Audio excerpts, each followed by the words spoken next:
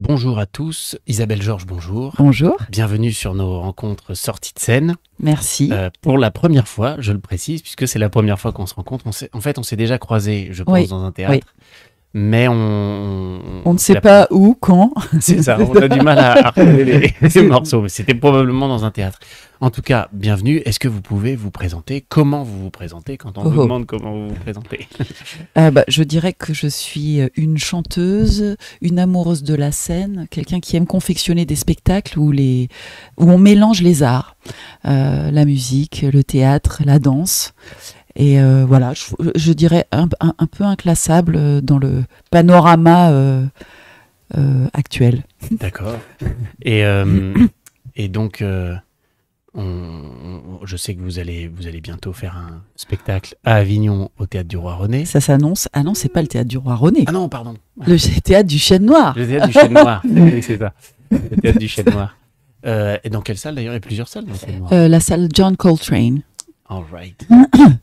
Et donc, c'est pas mal. Ça tombe bien parce que votre spectacle est musical. C'est Love Linda, la vie de Mrs. Cole Porter. Donc c'était la femme du plus grand compositeur un des plus grands compositeurs de comédie musicale américaine du XXe siècle. Et c'est une histoire que j'aime énormément parce que Cole Porter était notoirement gay, on va dire.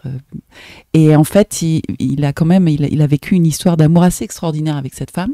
C'est une histoire d'amour complètement inclassable, hors du commun. Et c'est ça qui m'a emballée. Cette femme c'était pas du tout quelque chose de on a beaucoup dit que c'était pour les apparences, mais c'était vraiment pas pour les apparences. C'était une vraie belle histoire d'amour, indéfinissable, inclassable. Et pourquoi indéfinissable? C'est-à-dire que c'était parce qu'en fait, passionnel ou c'était comment? Je pense qu'ils sont réellement tombés amoureux, que Cole Porter à un moment a passé sa vie avec elle intensément, puis à un moment il a commencé à avoir à nouveau des relations avec des hommes et à tomber amoureux d'hommes, mais il a toujours gardé une connexion à cette femme. C'est comme s'ils ils ont été amants, ils ont été meilleurs amis, compagnons de route. Enfin, c'est assez extraordinaire. Il y avait quasiment jamais de jugement entre les deux. Il y avait juste, de sa part à elle, un accompagnement total sur son talent, en fait. Elle est tombée amoureuse du bonhomme, mais aussi du talent de cet homme. Et elle a tout fait parce qu'elle avait les moyens à la fois financiers et les connaissances pour faire en sorte que le talent de Cole Porter soit connu et puis qu'il se développe le maximum. Elle l'a encouragé, elle a essayé de lui faire étudier avec Stravinsky, elle l'a poussé à développer ses dons pour la composition. Enfin, elle lui a ouvert des portes qui étaient jusque-là fermées. Grâce à Irving Berlin, un de ses meilleurs amis, elle lui a ouvert les portes de Hollywood. Les premières comédies musicales, les premières chansons qu'il a écrites, c'est Irving Berlin qui... Enfin voilà, elle a... C'est marrant, j'avais vu une photo d'elle faite par Man Ray où il était simplement écrit « Femme de Monsieur Cole Porter ». Et ça m'avait un tout petit peu choquée parce que je trouvais que c'était un tout petit peu réducteur aussi. Je trouvais que cette femme avait une grande ouverture d'esprit, c'était un peu dommage de la réduire à juste femme de quelqu'un, même si elle a consacré une bonne partie de sa vie à faire en sorte que le talent de son compagnon soit reconnu et célébré. Mais c'était pas que ça. Elle avait une vraie indépendance, une façon de voir les choses complètement atypique. Elle est née en 1883, morte en 1954. Quand on met les choses dans le contexte, elle était très avant-gardiste à plein d'égards. Donc non, je trouve que je suis tombée en amour avec cette histoire et j'ai voulu la raconter aussi parce que elle est musicale. On découvre les œuvres de Cole Porter dans une forme dans ce qu'elles ont peut-être de plus pur, même si j'aime pas ce mot-là, mais comment elles sont arrivées, comment elles sont nées, dans quel contexte. Et ça, je trouve ça assez génial. Et la particularité de Cole Porter, c'est qu'il écrivait paroles et musique. Et nous, on garde les chansons qui sont les plus connues en anglais, par exemple. Mais il y a certaines de ces chansons qui sont un peu moins connues et qui contribuent à raconter l'histoire qu'on s'est autorisé à adapter en français pour que les spectateurs puissent suivre.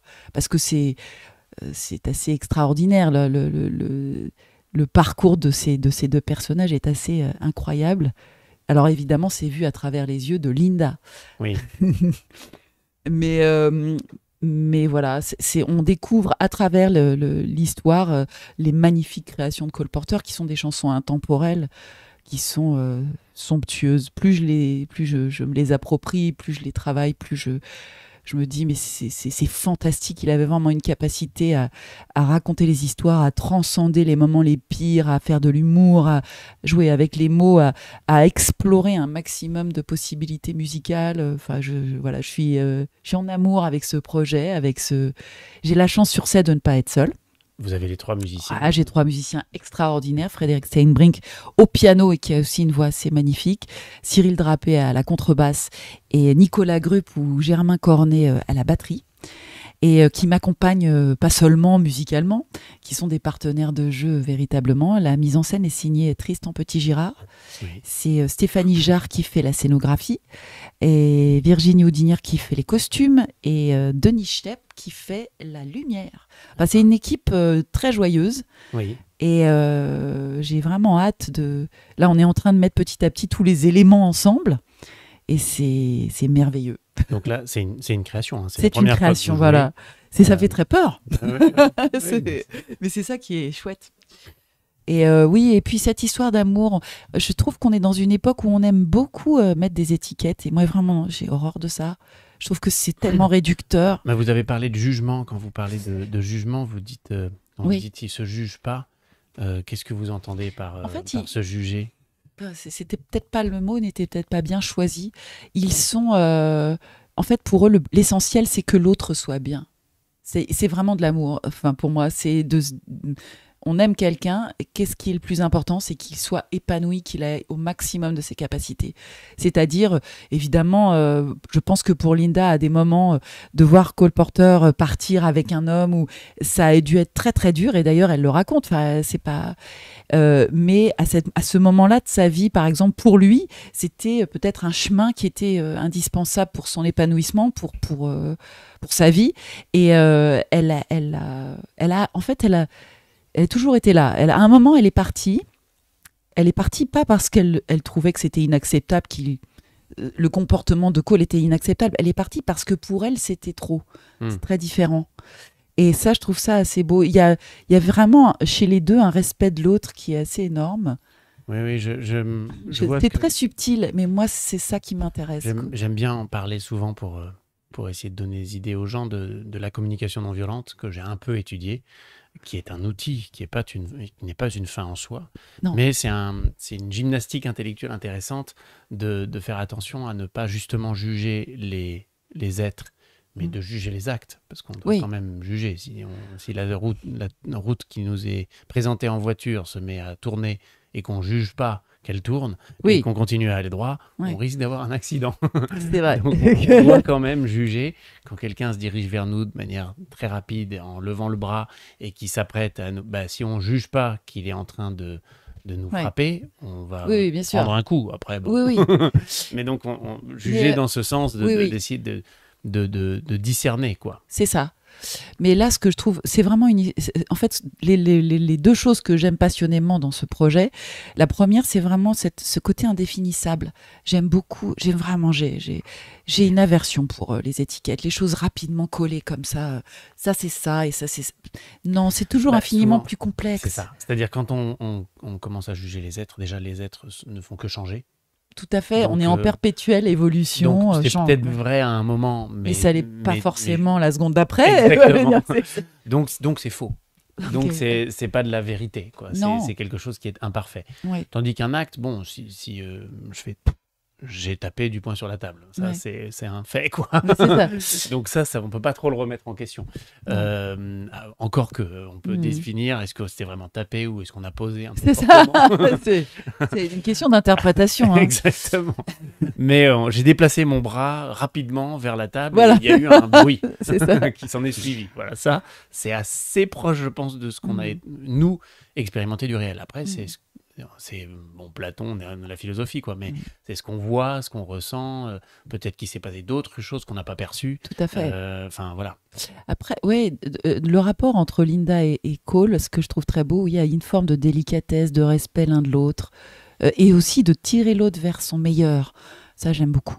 C'est dans un film, je crois, avec Jack Nicholson, où il possible. donne un très beau compliment parce qu'il est assez horrible, irascible et misanthrope. Et il tombe amoureux malgré tout d'une femme. C'est assez misanthrope. Hein. Ouais. Et elle lui dit, maintenant, vous me donnez un compliment, sinon je sors de table, je m'en vais, je pars. Et il n'est pas capable, elle se barre. Et puis il va dehors, et parce qu'il ne comprend pas, lui. Et donc elle lui redemande, et il lui dit... de manière très égocentrique, mais je trouve ça très juste. Vous m'avez donné envie de devenir meilleur. Ah, c'est joli.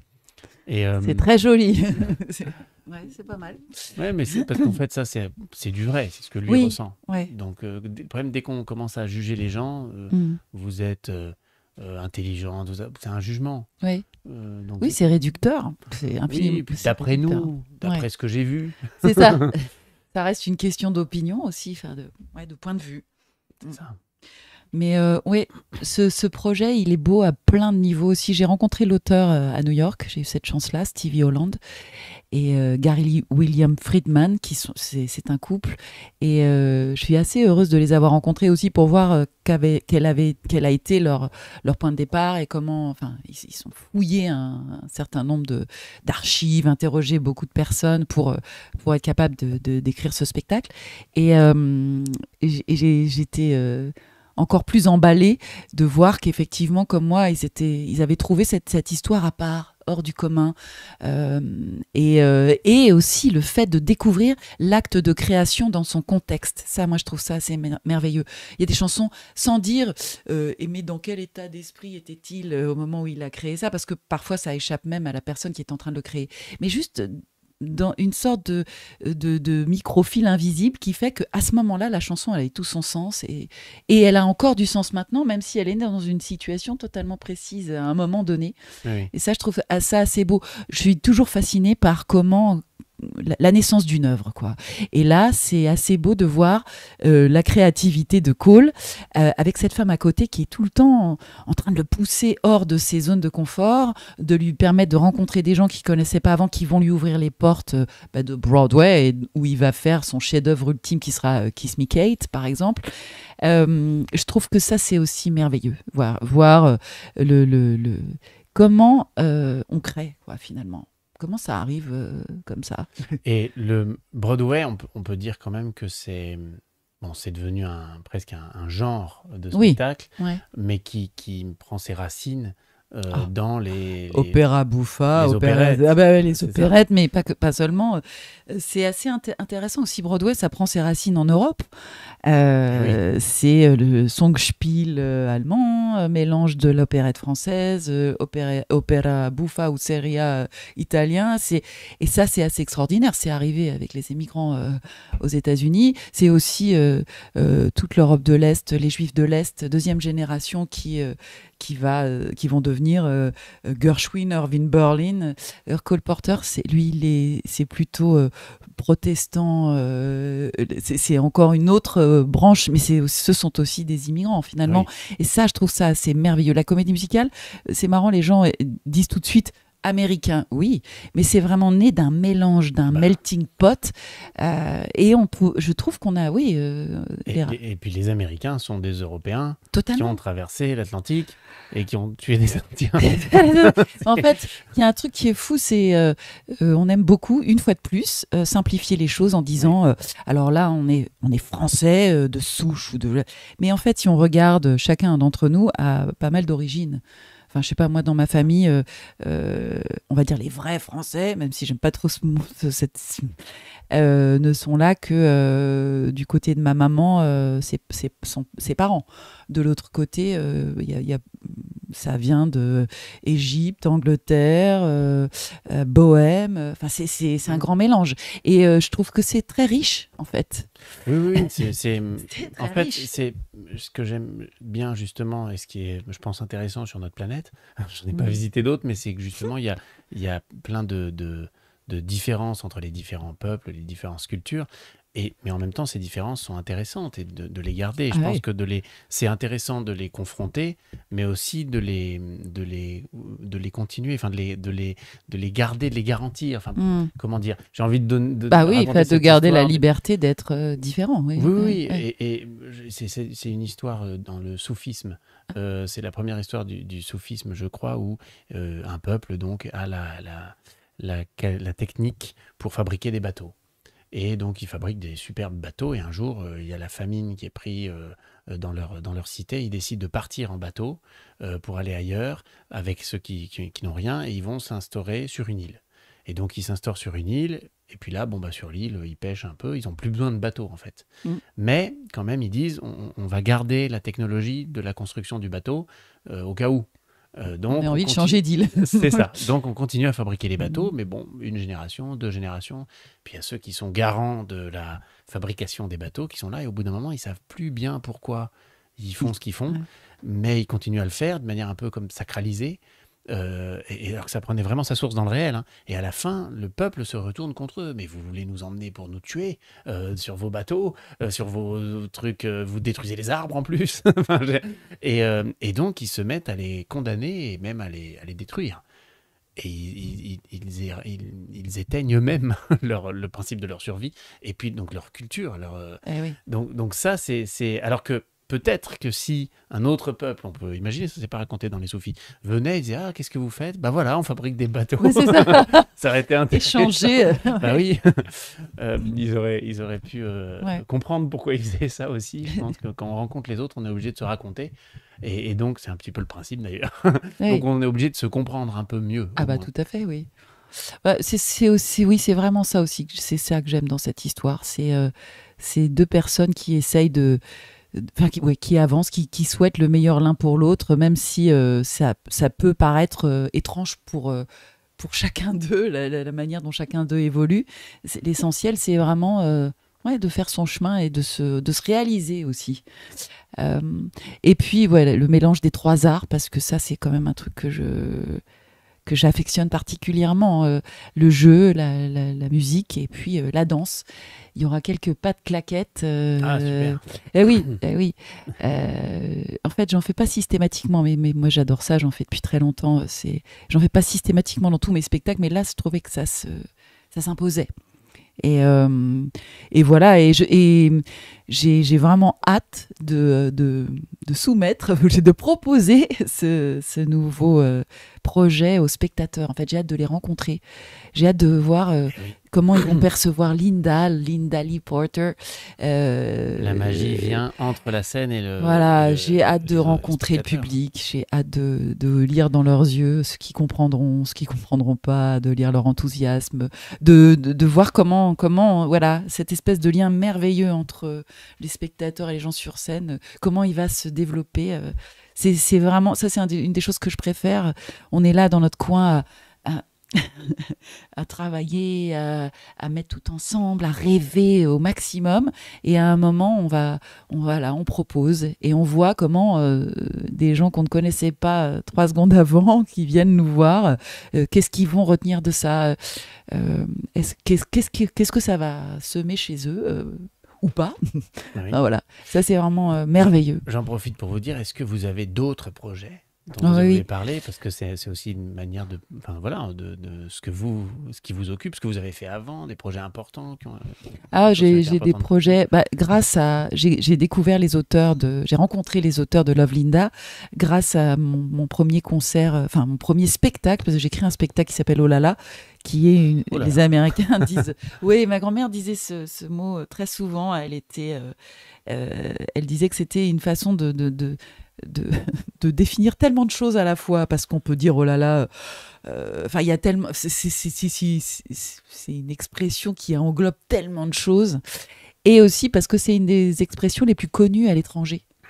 C'est une sorte de caricature du français. Oh là là, il y a quelque chose et je trouvais ça assez marrant d'avoir un peu d'humour sur soi aussi, surtout quand on est à l'étranger. Et en fait, donc j'ai créé ce projet au Festival d'Édimbourg en 2016 et 15, pardon. Et en fait, depuis, j'ai été dans plein d'endroits différents, dont j'ai fait mes premiers pas à New York. Et ça a été pour moi un moment absolument extraordinaire. J'y suis retournée.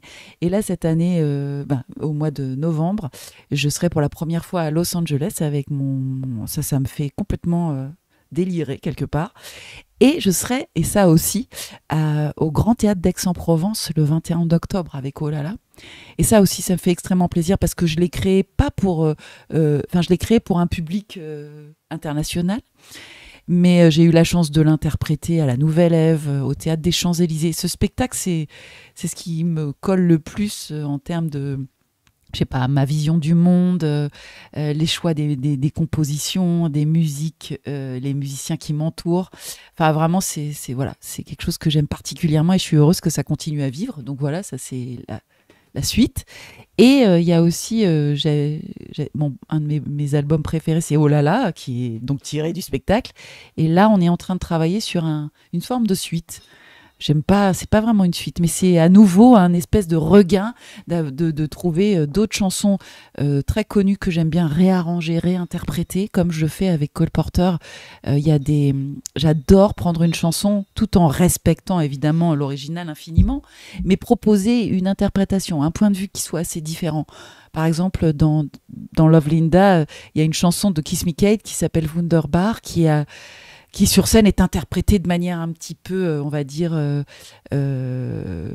papa, et que nous, on a transformé en extrêmement simple, aucun artifice, le plus doux possible. Le plus brut possible. Voilà. Et ça, j'adore faire ça. Donc voilà, dans les projets, il y a ce nouvel album qui sera un mélange de chansons très connues, réinterprétées, réarrangées, et puis de compositions. Je travaille pas mal avec un garçon qui s'appelle Vladimir Médaille. Et j'ai écrit une chanson avec Philippe Magnès, un batteur aussi. Enfin, voilà, un album qui soit un mélange et qui donne naissance à un nouveau spectacle, évidemment. Moi, c'est ça que j'aime, être tout le temps en train de malaxer la matière, finalement. Oui. Et pas la malaxer toute seule, parce que sinon, c'est trop marrant. C'est pas assez marrant, je veux dire. C'est rencontrer des arrangeurs, soumettre... moi, j'écris souvent paroles et mélodies, mais soumettre la mélodie à quelqu'un qui va harmoniser ou enfin voilà, j'aime pas être toute seule. Mais j'aime bien les couches aussi, c'est pour ça que j'aime beaucoup l'opéra, c'est qu'il y a une histoire en général, ensuite il y a un compositeur souvent qui s'y intéresse, alors il y a un librettiste qui revient par-dessus, mais voilà. Après il y a une mise en scène, traditionnellement la mise en scène était déjà plus ou moins prévue par le compositeur. Ah oui, les metteurs en scène, ça existe depuis qu'on a inventé des lampes. C'est vrai. Eh ben voilà, j'ai appris quelque chose. Puis il y avait aussi des mises en scène traditionnelles au début du siècle dernier. Oui. Carmen, Foncourt, on rentrait... l'acte 2, on rentrait au Foncourt, puis c'est tout, quoi. Puis on venait habillé en toréador avec ce qu'on avait trouvé dans le magasin d'accessoires. Et donc, il n'y avait pas encore de lubie, mais il y a ça. Ensuite, il y a l'interprétation des chanteurs, l'interprétation du chef d'abord, et de l'orchestre. Et donc, chacun rajoute une petite couche, et c'est ça qui est formidable. Ah, c'est ça merveilleux. Peut être très facilement raté aussi. Hein. Tout à fait. De toute façon, si on ne risque rien, on ne sait pas. Hein. Je trouve que c'est assez important de prendre le risque de se tromper, quoi. Bien sûr. Mais moi, justement, c'est ça que j'aime dans aussi Love Linda, c'est les différentes couches et aussi le travail. Ça, j'ai adoré avec Tristan. Il y a les chansons, il y a le récit, le texte, les chansons. Mais chaque chanson a été appréhendée comme un texte, en fait, et travaillée au départ à plat, sans la musique, oui. Pour aussi continuer à raconter l'histoire, à l'exception de une ou deux, mais qui sont choisis dans la dramaturgie finalement. Et ça, j'aime beaucoup aussi. Je fais ça de toute façon, même quand je fais un concert, les chansons que je vais interpréter en concert. Oui, je trouve que c'est très important. J'aime le sens profondément. Et voilà. Donc ça. Et puis après, j'ai l'impression que c'est un travail qu'on peut jamais arrêter. Parce qu'il y a des chansons que je chante depuis longtemps et je découvre encore maintenant des... Je mets l'affiche sur le live. Ouais. Ouais, je découvre encore pour moi des significations que je n'avais pas vues avant. Ça dépend aussi de ce qu'on vit au moment où on les chante, du contexte aussi dans lequel on évolue, oui. qui peut être politique, social, économique, ou de sa propre histoire au moment où on interprète une chanson. Ça, c'est passionnant. Hein. Il y a des chansons qui sont vraiment immortelles et intemporelles. Ça, c'est extraordinaire. Ça, c'est vraiment... Oui, parce qu'elle continue à s'adresser à nous et à nous dans le futur. C'est le cas avec les grands compositeurs comme Verdi, Mozart, etc. Ils continuent à nous toucher de la même manière. Et par Mozart, ce qui est incroyable, c'est qu'il... Moi, j'aime beaucoup Mozart. Bon, je suis né dedans, comme je vous le disais. Je suis tombé dedans. Je suis tombé dans les noces de Strahler quand j'étais petit. Et donc, Strahler disait de Mozart, mais Mozart, quel homme de théâtre. Parce que l'homme de musique, on n'a même pas besoin de le dire. Mais en plus, il avait tout compris du théâtre. Et il était complètement dans son style, dans son époque, complètement intégré dans l'époque, où on pourrait se dire ça va mal vieillir puisque la mode va passer, mais tellement juste et tellement... en harmonie totale avec le théâtre, la musique, les sentiments humains, que en fait ça continue à nous parler. On comprend que c'est des contes et des comtesses, mais on parle de la même chose. Alors, sans faire de comparaison un peu peut-être bizarre, mais Cole Porter, c'est pour moi pareil. C'est-à-dire que il y a une finesse du sentiment humain, une manière de l'exprimer qui est assez superbe, et une jubilation qui n'a pas d'âge, dire qui n'a pas d'époque. Cette espèce c'est un amoureux de la vie, Cole Porter. Et ça aussi, c'est un truc que je trouve assez essentiel en ce moment.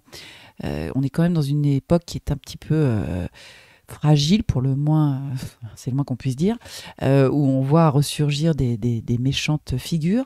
Je trouve que la joie, c'est pas galvaudé. Enfin, la joie, c'est essentiel de la retrouver, de la cultiver.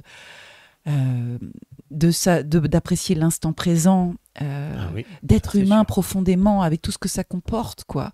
Et ça j'adore ça chez Cole Porter, et c'est aussi ce que je trouve magnifique chez Linda Lee Porter, c'est que c'est quelque chose qu'elle a tout de suite saisi à bras le corps, parce Cole Porter est son second mari. Le premier était un homme assez violent, et en fait, quand elle rencontre Cole Porter, ce qu'elle aime chez lui aussi, c'est cette puissance de joie, cette possibilité, cette façon de transcender les moments où ça va pas, d'aller chercher la joie là où quelque part on la verrait pas forcément comme ça facilement, je dirais. Et ça, je trouve ça merveilleux, et je trouve que c'est précieux, ça n'a pas de prix. En tout cas, personnellement, je trouve que c'est quelque chose à développer, à encourager, à chercher partout, quoi. Comme la petite lueur qu'on ne voit pas forcément. Oui, donc rendez-vous à tous à Avignon, au Chêne Noir, pour voir Love Linda, la vie de Mrs. Cole Porter, à 21h. Hein, c'est ça.